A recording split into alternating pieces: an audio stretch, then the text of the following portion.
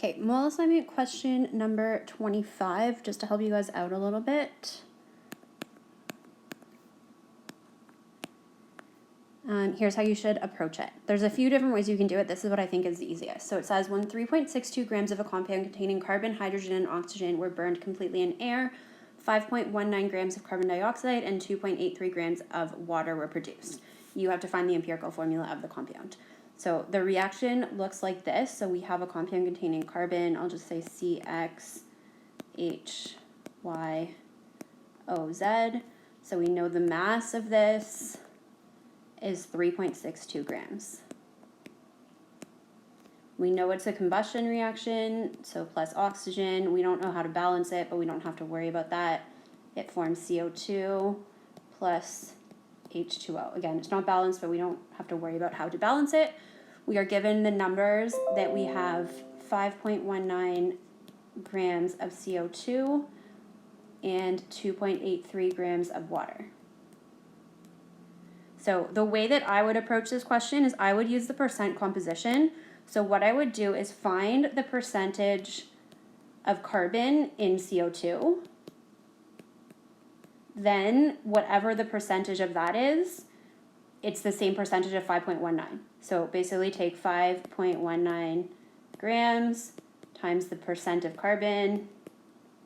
That's going to give you the mass of carbon. Then you want to find the percentage of hydrogen in water. So do the same thing. Find percent of hydrogen in H2O.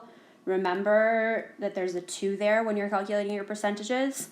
Okay, then you're going to take the 2.83 grams multiplied by the percentage of hydrogen. You're going to get the mass of hydrogen. Okay, if you look at this reaction, the only place where there's carbon and the only place where there's hydrogen is in the CO2 and the hydrocarbon, or the water and the hydrocarbon. So once you know the mass of carbon in CO2 is the same as the mass of carbon in the hydrocarbon.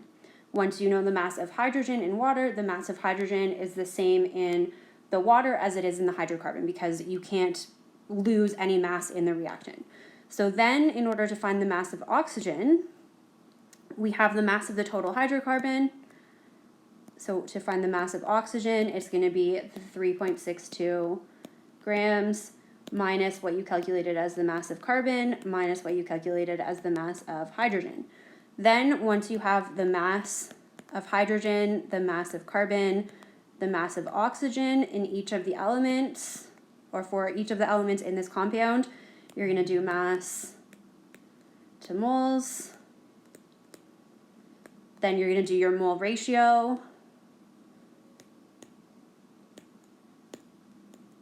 You're going to divide and then multiply to get whole numbers.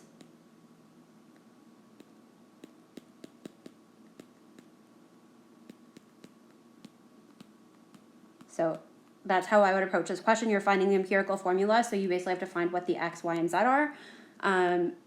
Again, I would start with the percent composition. There are other ways to do this. If you've already done and you figured it out using a different method, it's fine. You should get the same answer. But hopefully this helps if you are stuck on this question.